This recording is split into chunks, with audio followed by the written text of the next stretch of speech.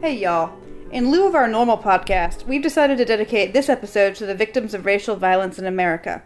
Courtney's going to talk about two awful incidents very close to home, the execution of 14-year-old George Stinney and the Orangeburg Massacre, and then Leslie from Geeky Girls Night In will graciously tell her personal story. Our plan here is to aim these South Carolina history statements at well-intentioned white people who don't know anything about racist violence that they didn't already learn in 8th grade. We've picked these two events not because they're unusual. Just off the top of my head, we could have done the blinding of Isaac Woodard Jr. in Batesburg. We could have done the Harlem Hellfighters getting attacked in the streets of Spartanburg. We could have done 1,000 other South Carolina nightmares. We picked these because they're representative. Our listeners of color already know this. So while y'all are you're welcome to listen to these segments, you might instead want to go do something nice for yourself.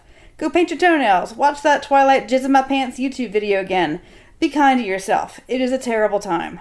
For our white listeners, this is required reading. Hey y'all. Sarah and I would like to thank Leslie from Geeky Girls Night In podcast for helping participate with our podcast Blackout episode. She will be the last segment that you hear, and she took her time out, especially during this really emotionally taxing time, to essentially take on more emotional labor and talk about what it is to be a Black woman in America right now, her experience. So we really appreciate her for taking the time out and giving us something so honest and raw. Her podcast, which is, much more fun than what we're talking about this week, again, is Geeky Girls Night In, and you can find it wherever you podcast. She also has an awesome blog called Geeky Girls Guide to Life, and you can find it at geekygirlguide.com, and we'll have links for this as well. So please enjoy, or I guess not really enjoy, but hopefully in this episode, which is our podcast Blackout episode, you all can learn something maybe that you didn't know and grow from it a little bit. Thank you. Hey y'all, it's Courtney. So I'm going to be covering two different instances in South Carolina of racial violence with law enforcement. To that end, this might be very disturbing. It should be very disturbing for everyone. We are dealing with murder. We're dealing with people being injured. We're dealing with police brutality. So to that end, if that's something that is going to trigger you, obviously skip this. If it's something that's just going to make you uncomfortable, really think about listening to it, because sometimes we need to be uncomfortable, especially when talking about our past. The reason that I chose these, one is in 1944 and one is in 1968, is that I just want to kind of look at the inherent history of systemic racism in America, especially in the South. And I chose two things that maybe are a little bit lesser known.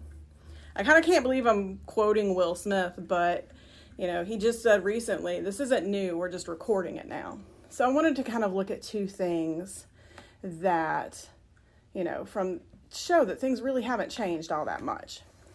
So this first story is about George Stinney. George Stinney is the youngest person to be tried, convicted, and electrocuted, put to death with the electric chair. He was 14 years old. He was a 14-year-old Black boy from Alcaloo, South Carolina. He was convicted and sentenced to death for killing two white girls in 1944. Just after school on March 24th, 1944, two white girls growing up in segregated Milltown set out sharing a bicycle and plans for a springtime hunt for maypops, the tart fruit of a pretty wildflower. Betty G. Binneker, who was 11, followed the railroad tracks with her friend, 7-year-old Mary Anna Thames. They strolled past the busy lumber mill where just about everyone in the town worked, including their fathers. And they spotted two Black children ahead. George Stinney Jr., a 7th grader, had taken his family's cow out to graze with his little sister Amy. Betty, June, and Emma paused near them, asking where to find maypops. George and Amy didn't know, and the girls walked on by. The next day, the girls' bodies were stiff when the preacher's boy found them in a shallow, waterlogged ditch in the woods. They were on their backs like a pair of dolls, bruised and broken beyond repair. On top of them lay a bicycle. The front wheel of the frame was missing. So there were no signs of a struggle when Dr. Asbury Cecil Bozard examined the bodies, but it was clear they had met violent ends. Mary Emma had a jagged 2-inch cut above her right eyebrow and a hole boring straight through her forehead into her skull. Betty June suffered at least 7 blows to the head, so punishing, the doctor noted, that the back of her skull was nothing but a mass of crushed bones. Nothing like this had ever happened in Alkaloo, a sawmill along the northern hill of the Pacaligo Swamp in rural Clarendon County, some 80 miles north of Charleston. It was a place anchored by this lumber mill where men and women went to church, green fields teemed with cotton, and every summer, it was just pastoral. So for the most part, black and white families in this town lived on opposite sides of the railroad. But at the mill, both black men and white men kind of toiled side by side. Oh, so they worked together and then went home every night, segregated. So when Betty June and Mary Emma had gone missing, they were foraging for these maypops. The evening when they failed to return home, a search party of 100 to 200 men fanned out across the town. The Stinney family had gotten word of the missing girls that evening while attending a neighborhood party. George had told his parents that he and Amy had seen them earlier, and he left with his father to join the search parties. So after the afternoon after the girls were found, George and Amy were home with their half-brother Johnny, who was visiting from their grandmother's house in the nearby town of Pinewood. Their parents were away, and their brother Charles had gone with their sister Catherine to the beauty parlor. They lived in a humble 3-room company house that was kind of the stock, a mill house. He lived there with his parents and his younger siblings, and it was near the railroad tracks. And again, it was on the segregated portion of the neighborhood. His mom was a cook for the Alkaloo School for Black Children, and his father was a former sharecropper who worked for the mill. So, like most families in Alkaloo, they were poor, but they were fed and clothed. They grew vegetables in the garden, had their cow for milking, had whatever else they needed. They, got by. So, Amy, who was 8, was playing in the yard with some roosters, and a pair of black cars drove up their street. She watched as white men in suits stepped out of them and walked into their house through the back door. Amy hid in a chicken coop as they hauled George and Johnny away in handcuffs. Then George disappeared again in the black car, and this was the last time she saw her brother alive. That night, George Sr. was fired from his job at the mill, and fearing a lynch mob, the family fled to their grandmother's house in Pinewood, taking with them just a few things and leaving the rest behind. Sheriff deputies released Johnny later, dropping him off on the side of the highway. Meanwhile, news of the double murders spread through Columbia and Charleston, fueled by the vicious nature of the crime, plus another salacious detail. Clarendon Deputy Sheriff H.S. Newman told the papers that within 40 minutes of his arrest, George, again a 14-year-old boy, had confessed to killing the 2 girls. He added that George had fatally struck them after they resist his sexual advances. And it was after they resisted his sexual advances and were going to tell his parents. He picked up a foot-long railroad trestle spike and attacked the younger first, bashing her head several times on the head before turning his weapon on the other. After confessing, Newman said, George led the officers to a spot in the woods where he had hidden the spike. Newman refused to reveal where George was detained as talk of lynching the boy swirled around. Not even George's parents knew where he was. Again, this is a 14-year-old boy. Days turned to weeks as the trial approached, and neither parent saw nor spoke to George. Third Circuit Solicitor Frank McLeod and a local state senator then appealed for a special term of criminal court to expedite George's trial. This was granted. A mere 31 days after his arrest, George appeared at the Clarendon County Courthouse in downtown Manning.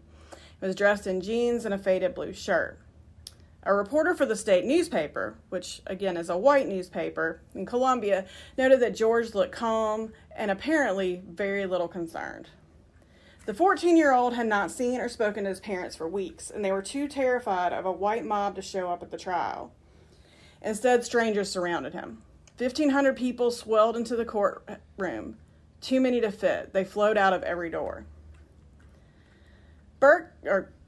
The foreman who had found the girls, who later is one of the people that they really think might have done this, testified at the trial.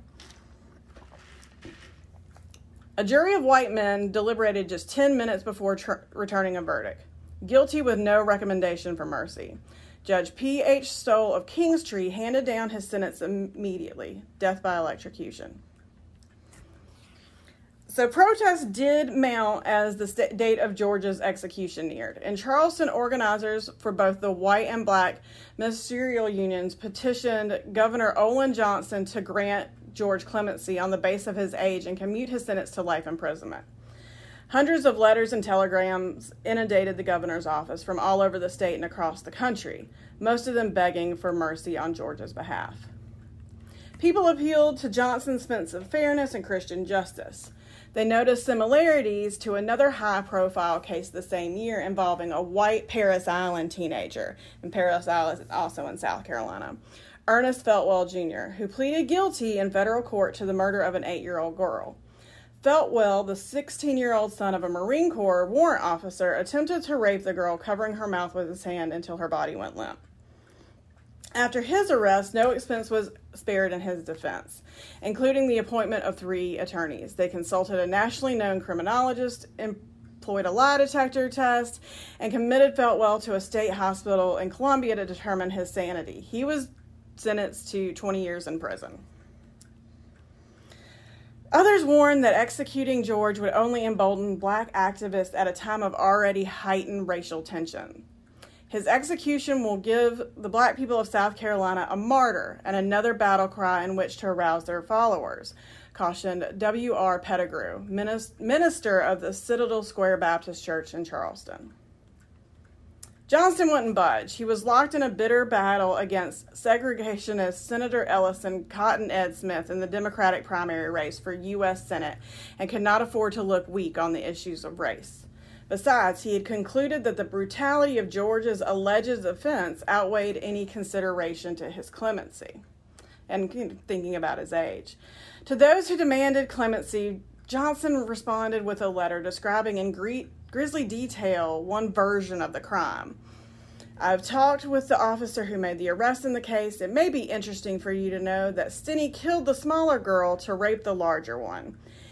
Then he killed the larger girl and raped her dead body. 20 minutes later, he returned and attempted to rape her again, but her body was too cold. All of this he admitted himself. The governor's decision was final. With no appeal in sight, the execution would move forward. 17-year-old Wilford Johnny Hunter got arrested for joyriding in a stolen car with a couple of friends in Sumter, about 35 miles away. The ensuing police chase left Hunter with a bullet in his abdomen and a stent at Sumter's Toomey Hospital in grave condition. When he was recovered, he wound up at the big jail in Sumter with George, who arrived looking frail and underfed. "Hey, kid," Hunter asked, "what they got you for?" "They're going to electrocute me." Shocked, Hunter steadied himself on a bench. Over the course of 3 days, George found a friend and a confidant in the wounded man. To Hunter, George was the kid who liked to sing country songs from the Grand Ole Opry. One favorite was Ernest Tubbs' Walking the Floor Over You. And he liked to play hide and seek in the bunks. Once George told him, "Johnny, when they electrocute me, I'm going to come back and I'm going to haunt you." Hunter told George not to talk like that. George asked Hunter to write a letter to a preacher in Florida named S.P. Rule, who George said had helped his brother back when he was in trouble. Hunter did so on a penny postcard, telling him it was a matter of life or death. "Johnny, why do they want to kill me for something I didn't do? Why?" Hunter couldn't answer him. Keys rattled then, a gate creaked open, heavy footsteps plodded up the stairs. George grew quiet. This was their last day together. George grabbed Hunter, and Hunter flung his arm around the boy. George whispered, "Bye." So in 2004, George Frierson, a local historian who grew up in Alcaloo, started researching the case after reading a newspaper article about it, who gained the attention of South Carolina lawyers Steve McKenzie and Matt Burgess. In addition, Ray Brown, attorney James Moon, and others contributed countless hours of research and review of historical documents and found witnesses and evidence to assist in exonerating Stinney. Among those who aided in the case were the civil rights restorative Justice Project, CRRJ, and Northeastern University School of Law. So they filed an amicus brief in the court in 2014. Frierson and the pro bono lawyers first sought relief through the Pardon and Parole Board of South Carolina. McKenzie and Burgess, along with attorney Ray Chandler, representing Stinney's family, filed a motion for a new trial on October 25th, 2013. If we can get the case reopened, we can go to the judge and say, there wasn't any reason to convict this child. There was no evidence to present to the jury. There was no transcript. The case needs to be reopened.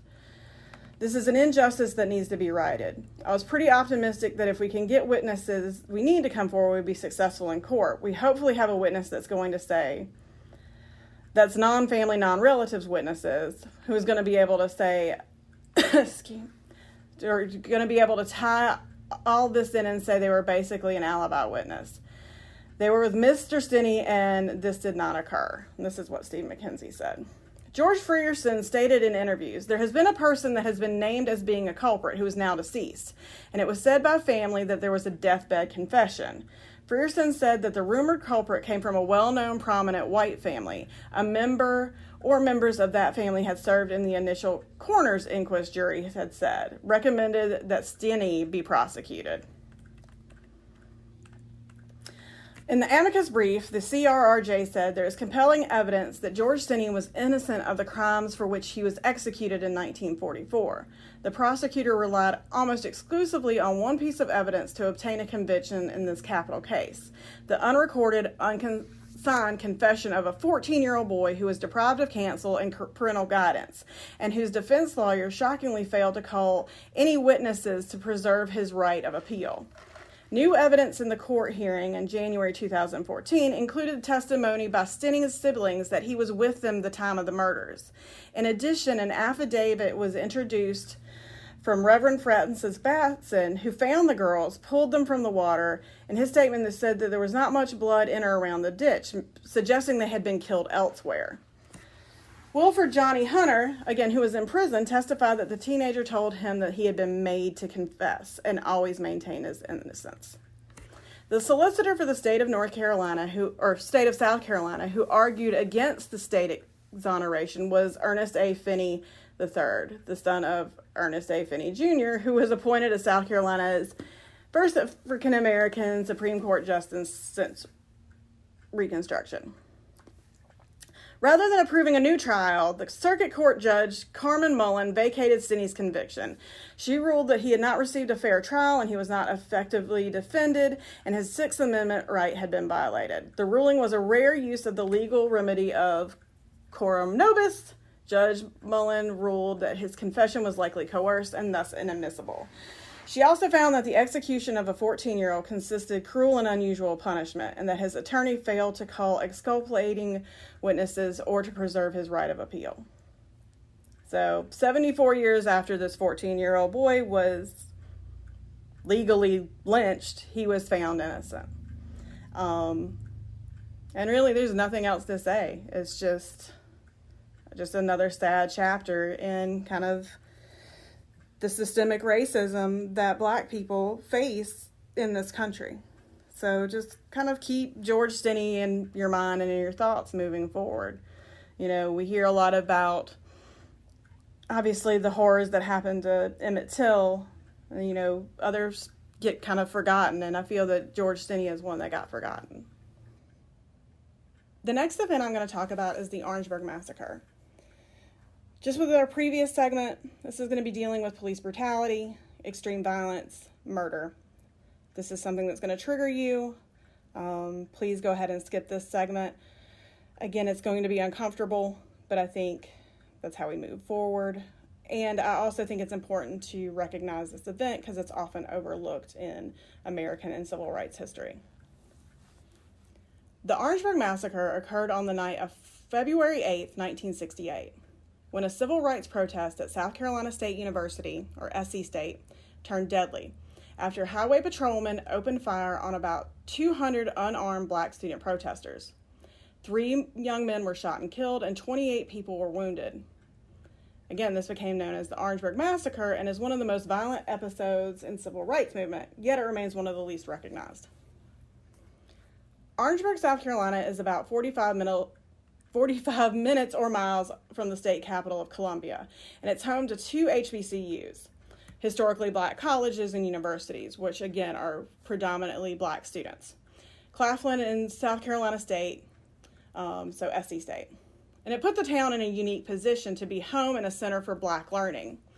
HBCUs were pivotal in organizing the sit-in protest movement of the early 1960s and were just a really good place for these protesters and organizations to kind of organize. The Civil Rights Act was signed in 1964 and was supposed to be the end of segregation. However, just because this bill was made a law, it did not change the attitude of Southern racists. One such person was Harry Floyd, owner of All-Star Bowling Triangle bowling alley in Orangeburg, South Carolina. One such person was Harry Floyd, owner of All-Star Bowling Triangle bowling alley in Orangeburg. He claimed his bowling alley was exempt from segregation laws since it was private property. But Orangeburg's black community was determined to change his mind. Local black leaders tried to persuade Floyd to desegregate, but he said that it would offend his clientele. On February 5th, 1968, a small group of students from both SC State and Claflin went to the bowling alley to protest its whites-only policy. Floyd refused them entry and they left peacefully. Word of Floyd's refusal spread across both college campuses like wildfire. The next night, a larger crowd returned to the bowling alley and were met by police who threatened to blast them with water from fire hoses. The students fought back by taunting them and lighting matches. A plate glass window was broken, and the police began beating students, male and female alike, with billy clubs. Protester Emma McCain later recalled, "I remember feeling the sense of pain when they were beating me. It was almost like they were trying to teach me a lesson or something. We were all unarmed. By night's end, 15 students had been arrested, and at least 10 students and 1 police officer were treated for injuries." Again, word spread quickly about the bowling alley unrest, enraging students and escalating tensions in Orangeburg. Expecting looting and violence, some of the store owners armed themselves.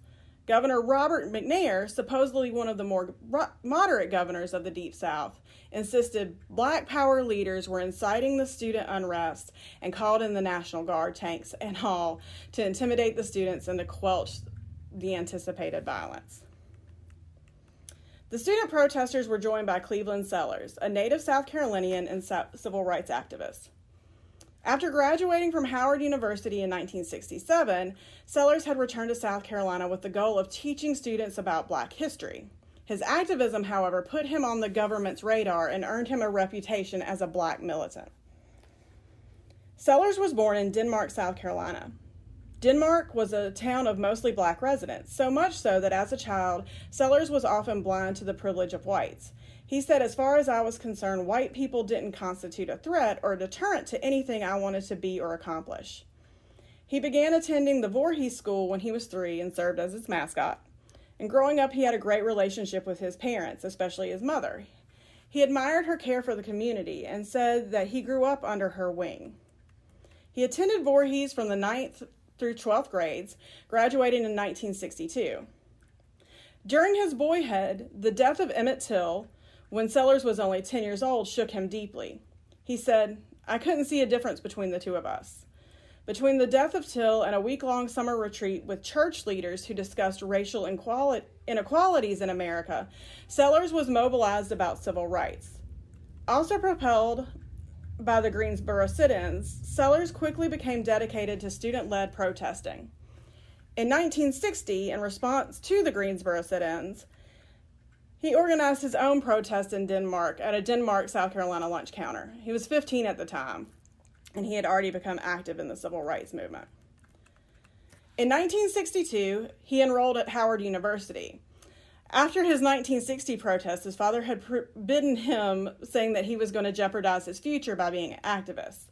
Nevertheless, Sellers became involved with the Nonviolent Action Group, or NAG, where he met Stokely Carmichael. Carmichael deeply inspired Sellers as he walked light-minded in the prominent face of the movement on campus. Carmichael's house became an NAG headquarters where Malcolm X himself frequented and advocated to students about the idea of black nationalism. Right before the March on Washington, Bayard Rustin, head coordinator of the movement, contacted NAG and asked them to supply what they could to the march. Sellers and others supplied signs and food during the day. And as Sellers walked through the masses at the march, he could hear Malcolm X's message in his ear.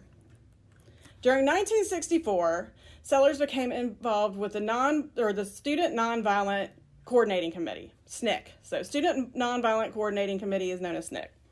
SNCC was founded in 1960 by students. It was founded in 1960 by students. When he joined, he was immediately assigned to Holly Springs, Mississippi, to coordinate voting registration and advocate for the Mississippi Freedom Democratic Party. He and his colleagues were met with intense racism. When they returned home, they felt beat down and as though nothing had been accomplished. So when Sellers was elected program director of SNCC the next year, he quickly took action to revise the goals of the organization. Sellers thought the philosophical tactics of SNCC weren't working, and he wanted to implement extremely focused and achievable goals for the group. Many group members didn't like the hard crackdown of the organization, but he believed it was the best way to make a change. Some members of SNCC, especially Carmichael, began advocating for black empowerment, specifically black power.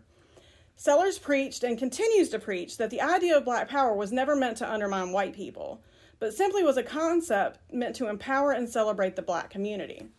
Still, many Americans saw black power as a system for advocating black superiority, and by 1967 it had a largely negative reputation.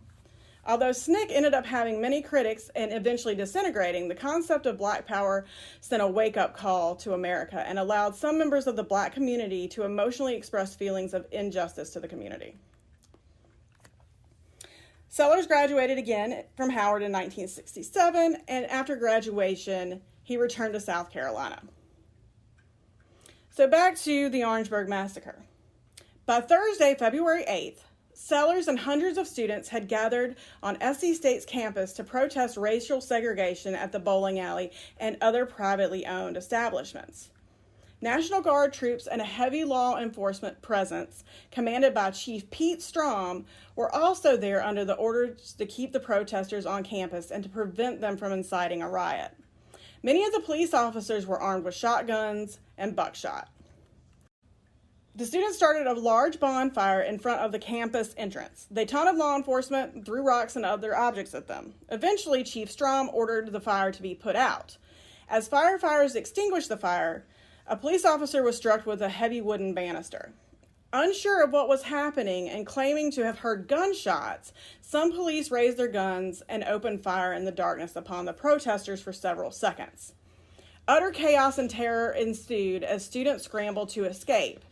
3 students were shot and killed by police. Freshman Sammy Hammond was shot in the back. 17-year-old high school student Delano Middleton, whose mother worked at SC State, was shot 7 times. And 18-year-old Henry Smith was shot 3 times. At least 28 protesters were shot and wounded, mostly in the back or the side as they fled the assault. Sellers was shot in the armpit.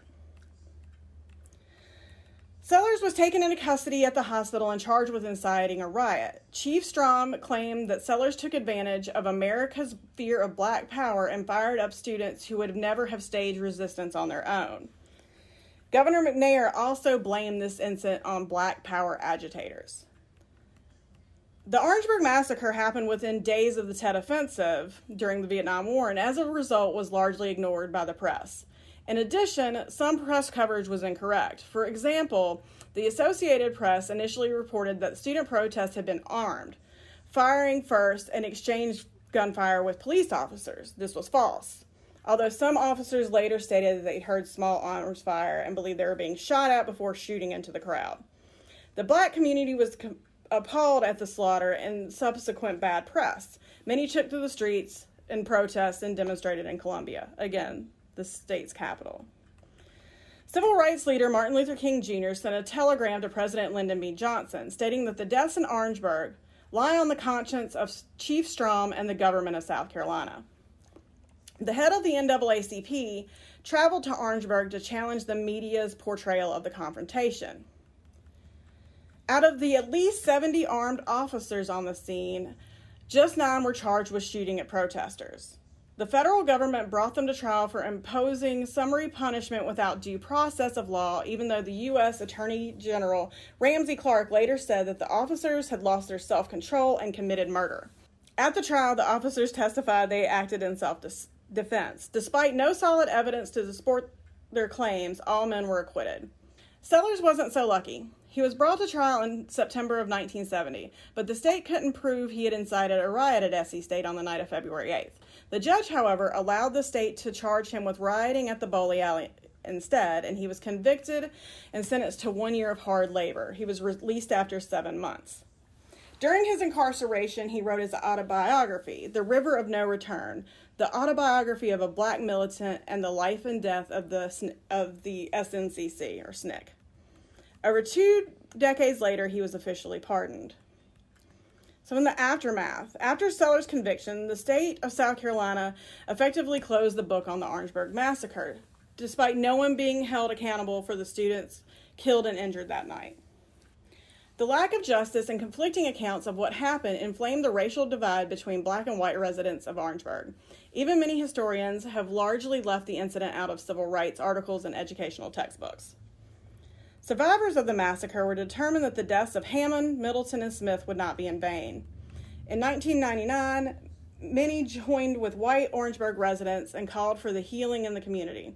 In 2003, Governor Mark Sanford offered a written apology for the massacre. So I wanted to bring this up because it's an important story for me, because I've seen a lot of things on social media talking about black educators and who impacted your life.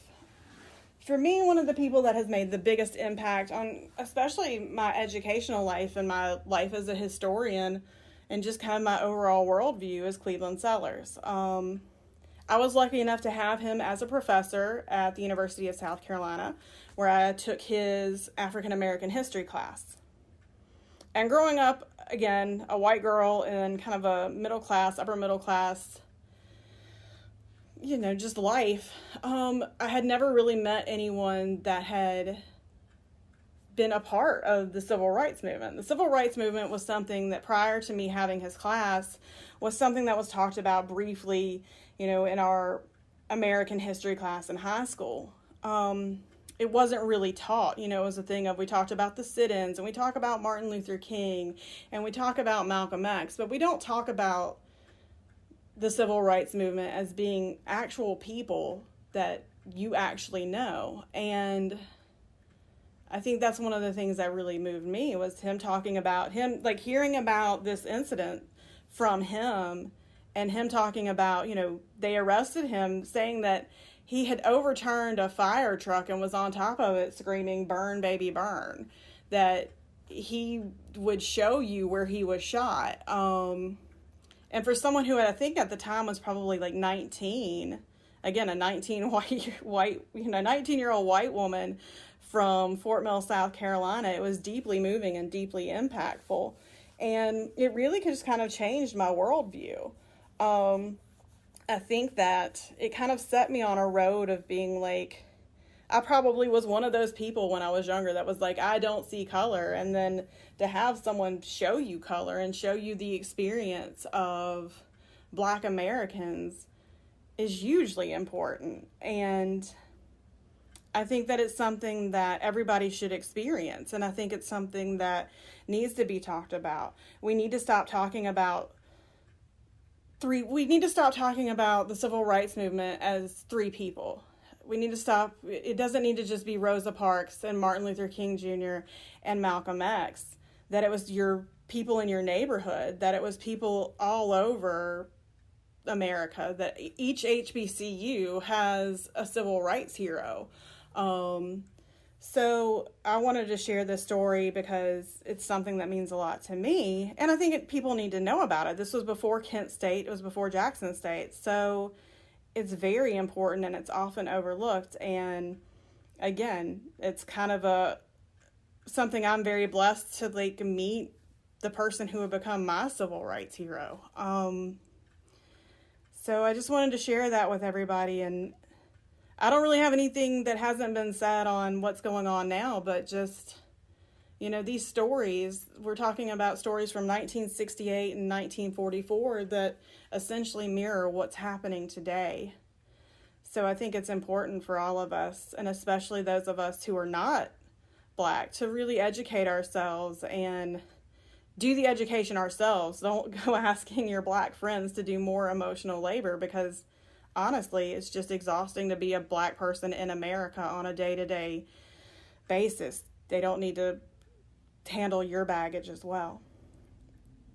So I just want to say thank you to everyone who participated in this episode, and for you all to take care of each other. Hi there.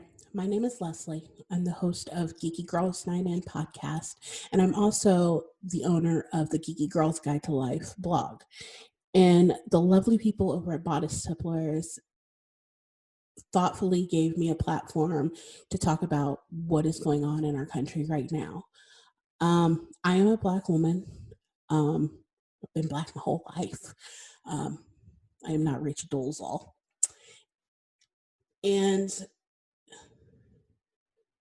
I can honestly say that I'm not surprised by this. I am in my mid to late 30s. I was a child when the beating of Rodney King happened. I have parents that were around the age of Ruby Bridges when she desegregated her school. This is something that has been around my entire life, something that I am very aware of. And that doesn't mean that you develop a thick skin towards the racism. You don't develop, protective mechanisms. What you do develop is fear and anxiety and quirks, like being scared to go into a store and walking out without buying anything because you assume that people are going to automatically think that you stole something because you're Black. This is hard. And with everything escalating as it is, it makes it hard to do anything. I don't want to work. I really don't want to talk to people. The podcast is one of the things that I enjoy doing, and I'm just too tired to do it as well. I guess that's the theme, tired. Tired of having to fight the same battles my parents, my grandparents, my great-grandparents fought, just for people to see that I am a person and not a color and not a thing on their shoe. I'm tired.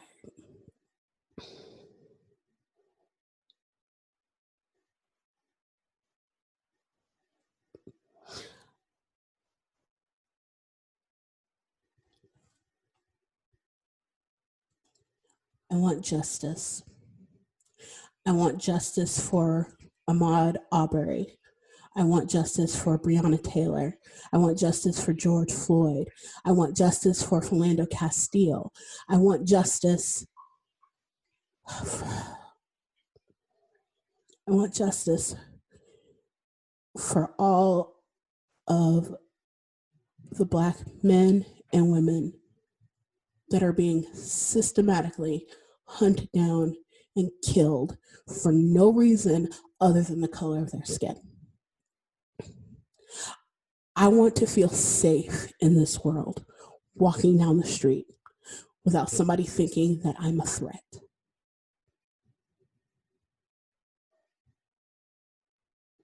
When I was 18 years old,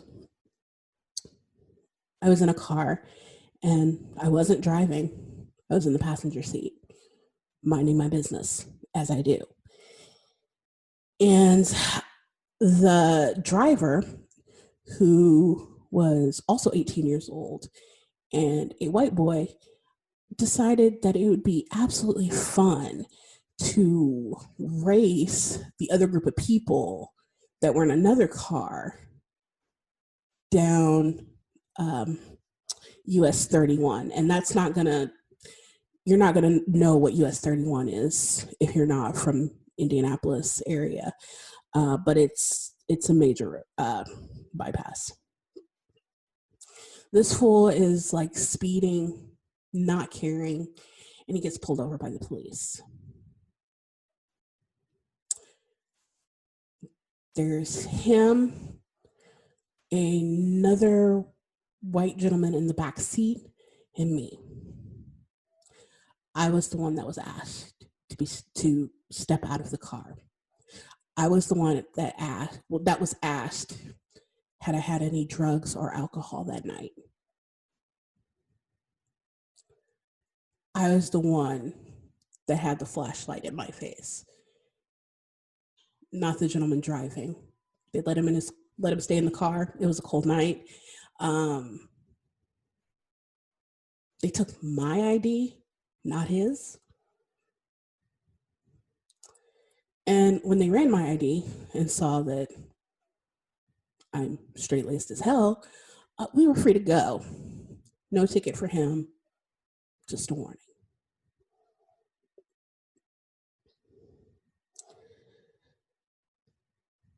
That's not my first encounter being Black with the police, but it's always the one that I come back to anytime I see or hear about somebody being murdered by the police.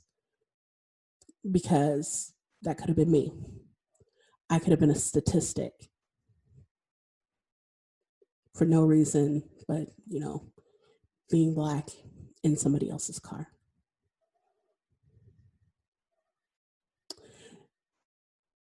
No justice, no peace.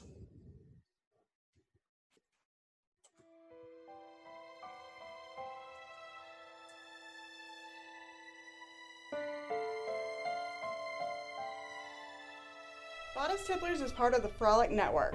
Find more podcasts you'll love at frolic.media/podcast.